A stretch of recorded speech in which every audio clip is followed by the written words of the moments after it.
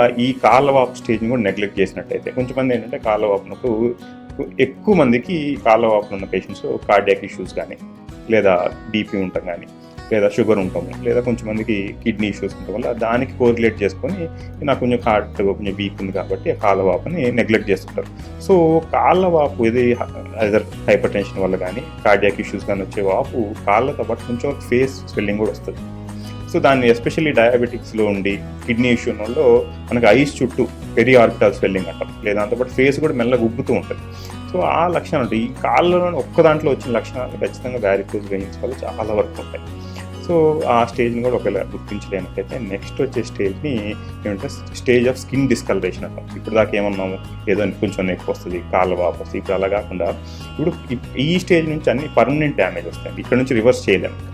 So అది skin మొత్తం నల్లగా అవటం చాలా మంది చూస్తుంటారు. మనకి యాంకిల్ రీజన్ చుట్టూ అంటే ఈ మోకాళ్ళు కింద నుంచి యాంకిల్ రీజన్ దగ్గర కాళ్ళంతా నల్లగా అవటం, చిన్న చిన్న బ్లాక్ స్పాట్స్ రావడం, కొంచెం మందికి రెడ్డిష్ కలర్లో స్పాట్స్ రావడం, ఇవన్నీ వ్యారికోజ్ వెయిన్స్ యొక్క లక్షణాలు.